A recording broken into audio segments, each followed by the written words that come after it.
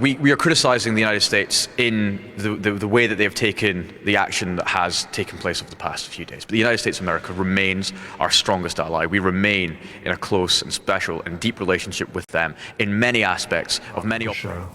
Well, let's find out more. Our political correspondent Tom Harwood is live in the House of Commons lobby now. Tom, been listening. Currently joined, I know, by Andrew Barry, Vice Chair of the Conservative Party. How is the debate playing out so far, Tom? Well, this is a very unusual debate, or at least unusual in the context of the last 16 months, because, of course, the chamber is absolutely packed. And there's an atmosphere that simply did not exist during the social distanced times of the peak of the COVID pandemic. But yes, as you rightly say, I'm here with Andrew Bowie, who is, of course, the Vice Chairman of the Conservative Party, also a naval veteran. And you've been sitting in the chamber of the House of Commons today, listening to what has been going on. There were quite a few interventions on the Prime Minister this morning, many from your own side. Quite a strength of feeling. What's your big takeaway from what the Prime Minister said? Yeah, I think what we've got to recognise, Tom, is this is a very serious moment. A lot of people feel gut-wrenchingly sad about what's happening in Afghanistan just now, and the sight of British and American troops pulling out and are rushing to rescue the people that are left over there, the people that worked so hard with us to rebuild that country.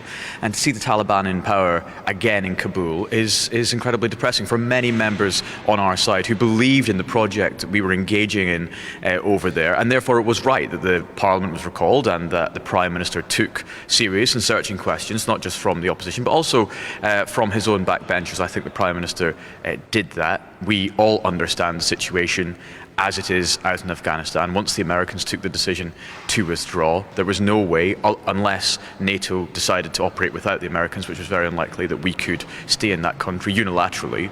And so the effort now, the operation now, is focused on getting as many people who helped us and British nationals who remain in Afghanistan out and to safety. And that is what the Prime Minister explained today, as well as announcing this new refugee scheme, which is going to take up to 20,000 people. And that number could increase if it needs to.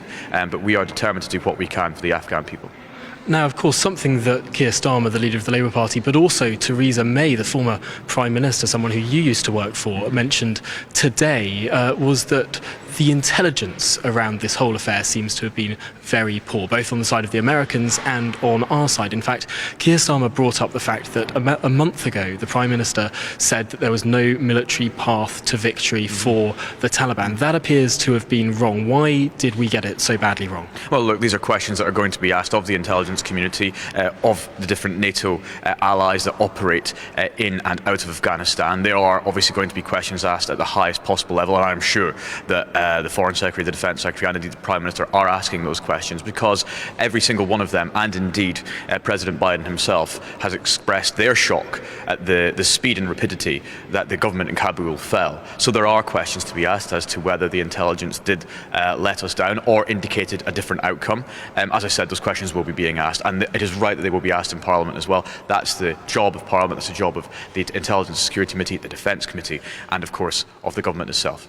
And something else that the Prime Minister mentioned in his speech was that 69,000 Afghan troops have died defending their country.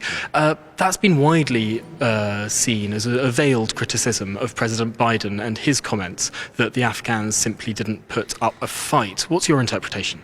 Yeah, look, the Afghans who fought and fell for their country need to be commended and remembered in the same way that we remember those that fell under our flag and under the flag of our allies. These men and women were fighting as our allies in that country to rebuild that country and to ensure it's free from terrorism for years to come. We should remember that and the sacrifices that they made. 69,000 men and women is a huge number to lose their life in such an effort. And I think that President Biden should actually reflect on some of the words that he made on Monday and reflect that many, many Afghans did fight for their country, but it was actually the withdrawal of American support that led to the Afghan army not having that essential iron back to ensure that it didn't collapse as quickly as it did.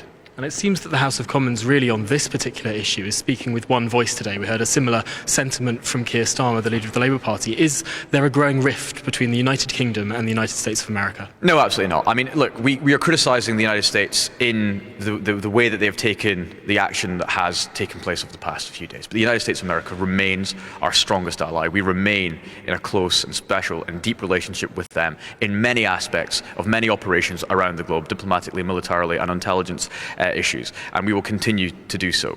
President Biden and Prime Minister have a fantastic relationship, and that relationship will endure and build as the years go forward. And finally, you're hoping to speak in the chamber a little bit later today. What is your message to the government and to the country at large over this crisis? Look, a lot of what I was going to say has already been said. I mean, when I joined the Navy in 2007, a lot of my intake ended up serving in Afghanistan. So my thoughts are very much with them who gave their best years out in that country to what they thought was give the Afghans a better future. But I'll also be raising the issue of one Afghan individual in particular who remains in that country and who I'm working very hard to try and get out with his family. He's in Kabul airport right now. The only reason that he was there was to try and assist British nationals to get on the plane. He has been given a place. There is an issue with his family which I'm hoping the Foreign Office will be able to resolve, and I'll be raising his case on the floor of the House this afternoon. Andrew Bowie, thank you very much for talking to us on GB News this afternoon. I'm sure there are many MPs who are representing people who are